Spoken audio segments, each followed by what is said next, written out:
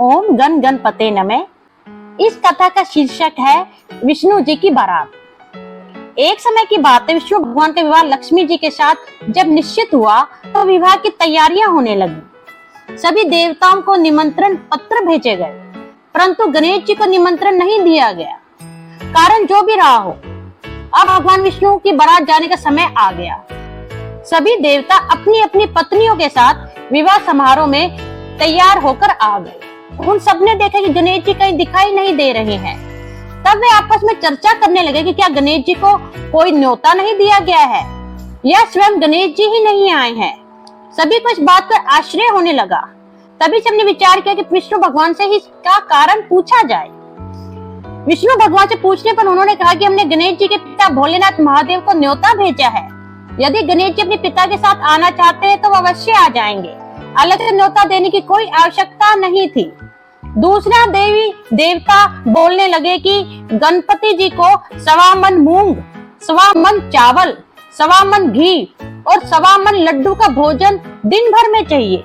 यदि गणेश जी नहीं आएंगे तो कोई बात नहीं, दूसरे के घर जाकर इतना सारा खाना पीना भी शोभा नहीं देता।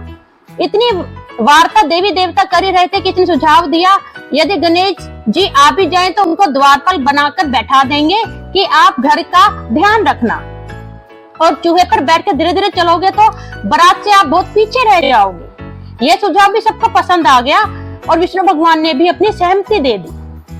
होना क्या था, इतने में गणेश जी भी आ पहुंचे और उन्हें समझा बुझाकर घर की रखवाली करने के लिए बैठा दिया। बारात चल दी। तब नारद जी ने देखा गणेश जी तो दरवाजे पर ही बैठे हुए हैं, तो वे गणेश जी के पास गए और रुकने का कारण पूछा। गणेश जी कहने लगे कि विष्णु भगवान ने मेरा बहुत अपमान किया है। नारद जी ने कहा कि आप अपने मूषक सेना को आगे भेज दें तो वह रास्ता खोद देगी, जिससे उनके वाहन धरती में धंस जाएंगे। तब उन्हें आपको सम्मान पूर्वक बुलाना पड़ेगा। अब तो गणेश जी ने अपनी मूषक सेना जल्दी से आगे भेज दी और सेना ने जमीन पोली कर दी। जब बारात वहां से निकली तो रथों के पहिए धरती में धंसने लगे। लाख कोशिश करने पर भी पहिए बाहर नहीं निकले। सभी ने अपने अपने उपाय किए, परंतु पहिए थे जो निकलने का नाम नहीं ले रहे थे। किसी की समझ में नहीं आ रहा था कि अब क्या किया जाए। तब नारद जी ने कहा, आप लोगों ने श्री गणेश जी का अपमान करके अच्छा नहीं किया। यदि उन्हें मनाकर लाया जाए तो आपका कार्य सिद्ध हो सकता है और यह संकट टल सकता है। शंकर भगवान ने अपने दूत नंदी को भेजा और वह गणेश जी को लेकर आए। गणेश जी का आदर सम्मान के साथ पूजन किया। तब कहीं रथ के पहिए निकले। अब रथ के पहिए निकल गए, परंतु वे टूटे फूट गए तो उन्हें सुधारे कौन। पास के खेत में खाती काम कर रहा था, उसे बुलाया गया। खाती अपना कार्य करने से पहले श्री गणेशाय नमः कहकर गणेश जी को वंदना मन ही मन करने लगा। देखते ही देखते खाती ने सभी पहियों को ठीक कर दिया। तब खाती कहने लगा कि हे देवताओं, आपने सर्वप्रथम गणेश जी को नहीं मनाया होगा और न ही उनका पूजन किया होगा, इसलिए तो आपका यह संकट आया है। हम तो मूर्ख अज्ञानी हैं, परंतु आप तो देवता हैं। आप सबसे पहले श्री गणेश जी का ध्यान करना था, पूजन करना था। फिर भी आप गणेश जी को कैसे भूल गए।